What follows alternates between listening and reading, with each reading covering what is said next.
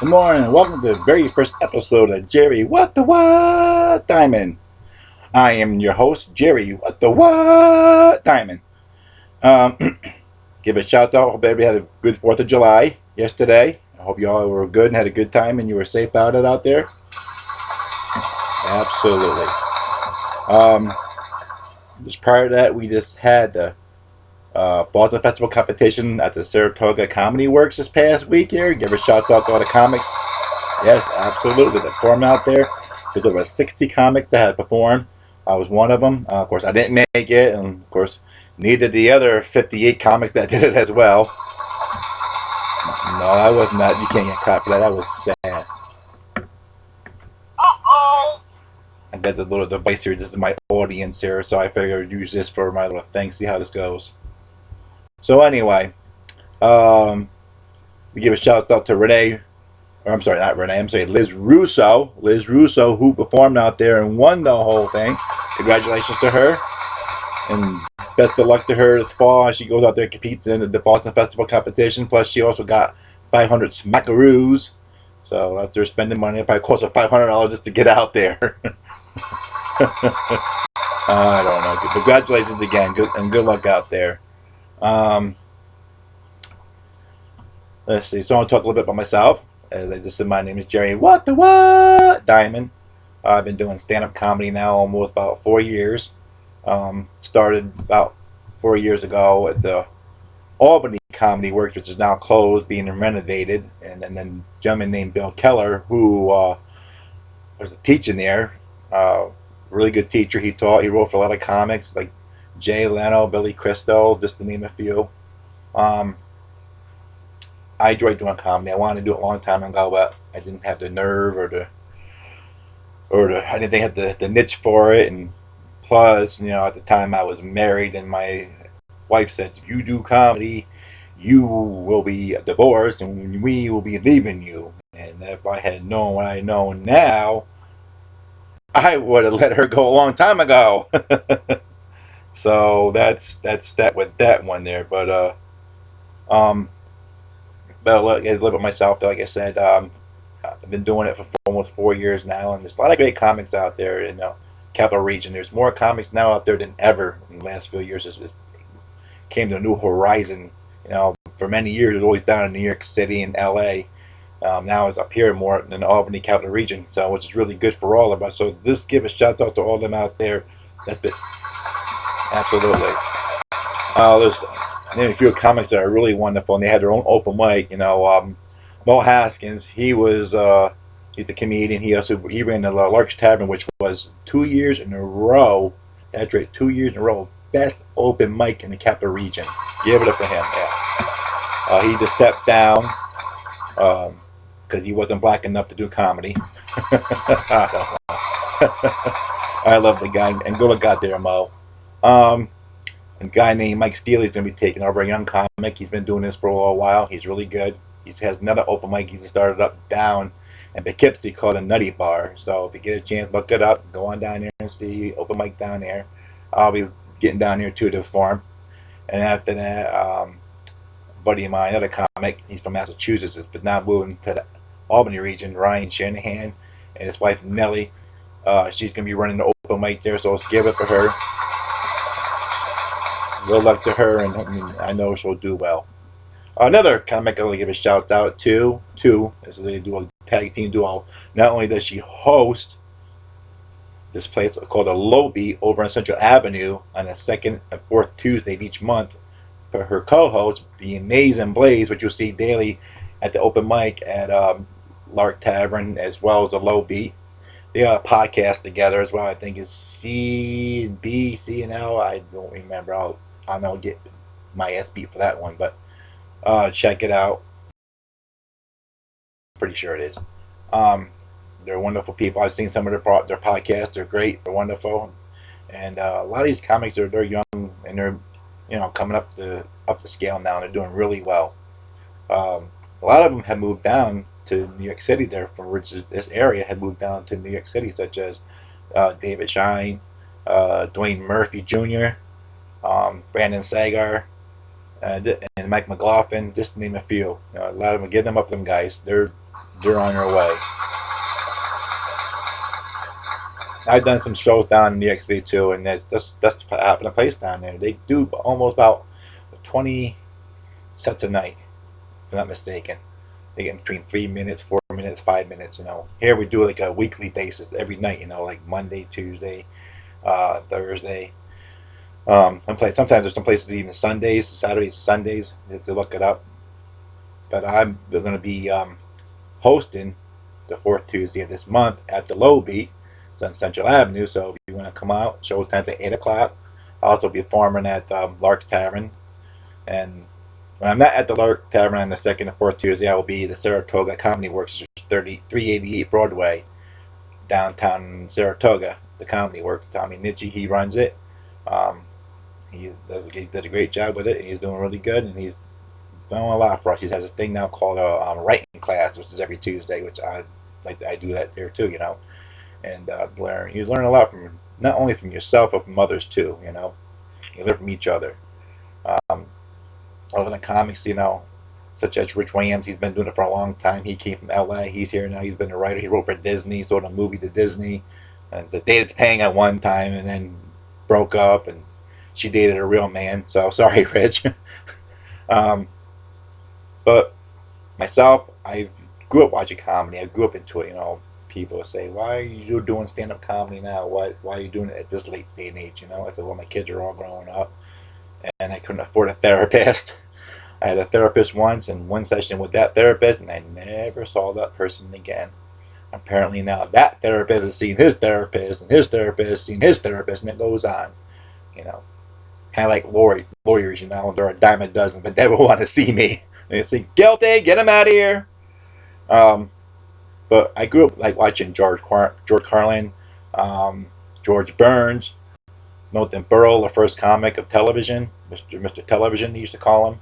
Jonathan Winters, Carol Burnett, Lucille Ball, just to name a few. In today's comics, we got Jerry Seinfeld, Z.K. Louis, Jim Gaffigan. Of course, then you got like the blue collar tour, Larry the Cable Guy, Jeff Foxworthy, Bill and Vogue, Ron White. But now I'm doing this, and I love doing it.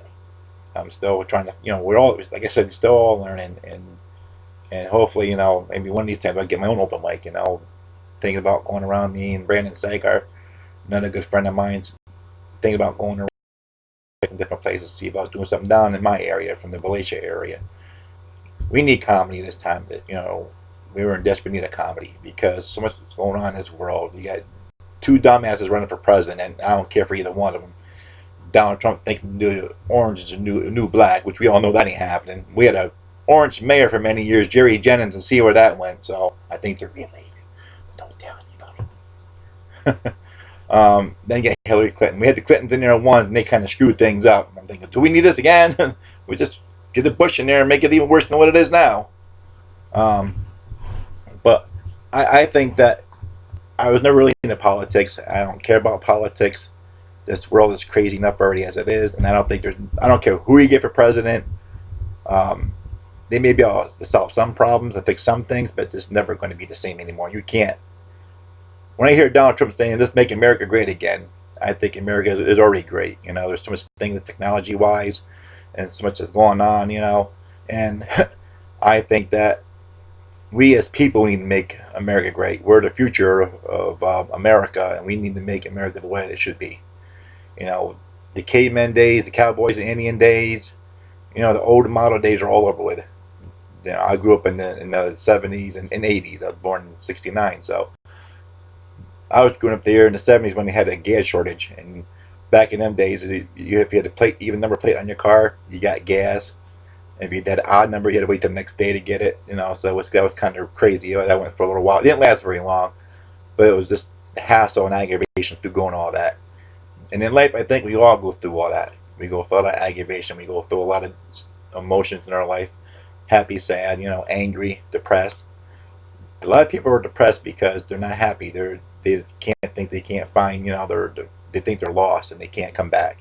Well, you can. You have to, lately I've been watching this guy named Joel Osteen. He's a ordained minister. He's on every Sunday night on Channel 13. I watch him. I've recently been watching him about a month now, almost 2 months now, and I've learned a lot from this guy, as well as my own pastor. You know, you have to. We all want to get to the top, and I know I'm not there yet, and I have a long ways to go, and I know eventually I will get there. You have to believe in yourself. You're going to have um, things that are going to get in your way. You're going to have obstacles you're going to have to go overcome. And now people can't do that, you know. And I've been depressed. There's been times I didn't want to be around anymore. But I have daughters that love me, and I got to be there for them because their mother's an idiot.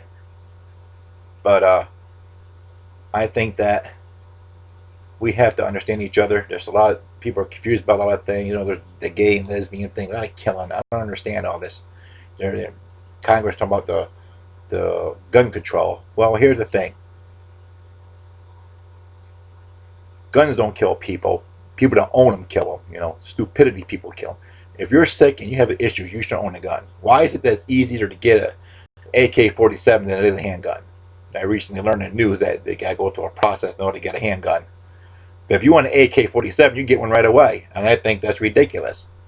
They say, oh, it's for hunting. It's for no, hunting. My dad used to be a hunter. I knew a lot of hunters. I don't know any hunter that ever went hunting with an AK-47. I think that a lot of this has to do with the video games. You know, when I was growing up, I remember the first Atari came out in the mid-'80s, and we had Donkey Kong and Miss Pac-Man. But prior to all that, there was always been problems with killing and shooting, but it wasn't as bad as it is today. You can't even go to a store. You can't go to a church or school or even a nightclub to have a good time without getting worried about getting shot. You know, you get shot in your own house. You get one of your crazy relatives that you pissed off because you didn't leave any money in her will, or you messed up with her, or you screwed your girlfriend or wife or whatever. Then they're looking for you. You know, you just pack your bags and move to Canada. But the thing that really bothers me the most is that we are people. We're human beings. And nobody's ever going to agree on everything. You know, I don't agree on a lot of things. I don't care for a lot of things, but who am I to judge? You know? And I'm sure there's people out there who don't care about who I am and what I do, and I can care less what they think. You know, I love who I am. I love what I do. And that's all that matters. You have to love yourself in order to succeed. You have to not let people get to you. You're going to have your downfalls, your disappointments. Believe me, I've had many of them. But I keep going. And I keep fighting to survive. And you have to understand that no one's going to agree. I don't care if you're a lesbian. I don't care if you're gay. I don't care if you're straight. I don't care if you're black or white or Mexican. I don't care if you're tall or short, fat or skinny. I love you all. You're all human beings. And I don't give a damn if you love me back. I can care less. You know? You don't like me? Don't talk to me. You don't like what I do? I didn't ask you to come to my shows. You know? But you have to go out there and keep doing what you're doing. Just because you don't like that person because they're lesbian or gay doesn't mean you're ready to go shoot them. Or they did better than you, or they achieved more than you did. You're dying, they're ready to go kill them. You know? I try to get to a lot of the comedy shows and support my comics because I think they're wonderful and they work really hard just as much as I do. They come support me, and I go support them. And there's people out there that have your critics. You're always going to have your critics, and I don't give a damn about them. They've been around for years because they couldn't get a job working at Walmart being a door greeter. You know, or they couldn't get a job working for Fox News or something. You know, so they go out there and try to ruin their own, make your life miserable. Leave people alone. You know, leave the lesbian, leave the gay, leave everybody alone. Be happy for who you are. If you're not happy, seek help. If you can't do that, there's a space shuttle leaving to Mars in the year 2026. Sign up and get the hell out of here and don't come back. Leave people alone. Leave the kids alone. You know, the kids are our future. That thing back in Sandy Hook that happened a while back makes me sick to my stomach. And again, it's not because you're depressed. That depression has been around for a long time. I blame it on the video games. The kids get these video games. A lot of them are all hunter games. You know, even though they say you got to be a certain age to get them, they get them. It's no different than getting cigarettes and alcohol. Just because you're underage, there's somebody out there that will get them for you. All you gotta do is pay them enough money to do it. Money talks and bullshit walks. So my theory to that is that you gotta keep a better eye on things. Lock your guns up. Lock the ammunition up. Put it in a safe place somewhere. Don't let anybody know except for you and your spouse knows where it is. That's what the whole problem is. My dad owned guns. No one ever got a hold of a gun. We just used them for hunting. That's it. Whatever happened to the good American ass whooping days? If you want to fight somebody, fight for something, you go beat the hell out of one another. There's no reason for killing anybody. They have families too. They're out there doing what they love to do. There's no reason why you should be killing people. And that's the end of that. That's my big beef, This killing has to stop. We are American citizens. We are human beings. We all have needs. We all want things in life, whether we get them or not. We don't get them here, we will get them in the next lifetime. My biggest dream is to become a big comedian. Be a professional comedian, succeed to it. It's a lot of hard work. I've only been doing this 4 years. Yes, I'm 47 years old. So what? If I don't make it out there, then I don't make it out there. But I will damn well die trying. So that's what I got to say about that. Now on the bigger and better things. So I'm going to be. All right, hold on. Thank you. Delay buttons here, folks. I'm going to be performing at the Madison Theater, I believe the 27th or 28th, I'll let you know, of next month.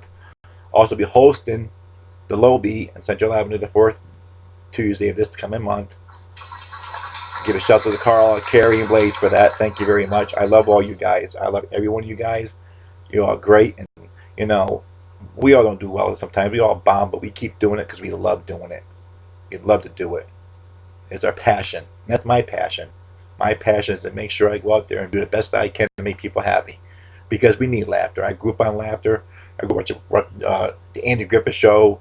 I used to watch Stanford and the Son, All in the Family. There were a lot of racism back then, bigotry back then. But you don't see anybody getting killed over that. Red Skelton, one of my all-time favorites. I love Red Skelton. I got a lot of his DVDs, and I watch him from time to time. So I'll show you some of my DVD collections next time when I go on it. And it's my first podcast, and I'll give you a little prime time of who I'm about and what I'm doing and whatnot. So I'm going to sign off for now, and thank you, and I hope you like this. And if you don't like me, you don't like listening to what I gotta say, then don't listen to me. I'm sure there's people out there that will listen to me and make a lot of sense about it. I'm again, I'm not a political person. I ain't the brightest person on the block because I look what I'm doing. I couldn't keep my two marriages together, so what's that tell you? But I just want to make things clear out there that we need to stop this killing. Let people be who they are. If you don't like them, then don't talk to them. Alright? I'm sure there's somebody in your family that might be a gay lesbian that you don't even know about yet, but later on down the road, what are you going to do? Shoot them too? Come on. Use your head. Be real. Alright. So, this week, tonight I'm going to be at the Saratoga Comedy Works for the writing session, and then I'll be performing out there. Wednesday, I don't think anything going on Wednesday. Thursday, coffee shop. I'm going to go to Buffalo next week. I'm going to be going to Buffalo, do some shows out there in Buffalo. So, I'm looking forward to that. So, the damn delay buttons. I feel like I'm in a time-lapse session here for crying out loud. What the what? And I'll also tell you more about why I say what the what and how that all got started the next time around. So, until then, this is Jerry, what the what, Dymond. I hope you enjoy this, and hope to be more episode number 1. And people out there like Blaze, the amazing Blaze, got like episodes 157, almost 200 episodes, and he's a great guy. I love him. We watched him perform. He talks a lot about different things, but we'll get more into that next time around. Give a shout out to all my family out there and friends out there, all my comics friends out there. Like I said, we do this because we love doing this. And if we're going to make America great again, we need to do it ourselves. Okay? So, My time's almost ended up here. I figure I'd do about 20 minutes start off, and then maybe next time I'll be able to do a half an hour. I got so much more to talk about, and then more to go along with here. I'll talk to you folks about, and we'll talk about different things, and we'll debate about. Like this is the presidential year. Who's going to be between Hillary Clinton or Donald Trump. Hillary Clinton now being investigated by the FBI of her emails, and then Donald Trump with his racism and the way he's going to talk about building walls, and already as the country now they're all fighting, especially over in Europe. They're all trying to get divorced. In the UK, it's ridiculous, ridiculous. I think he's making it worse than it already is. We need to make America great by standing up for our rights and our freedom. That's what we have to do. We can't just talk about it and not do anything about it. We need to stand up on our own 2 feet, just like the game layman does for their rights, just like the union people do for their jobs. We, as American citizens, need to stand up for what we believe and what is right for us. And we can make America great again by doing what we do. So again, this is Jerry. What the what? Dymond signing off. Until next time. Have a good day, everybody.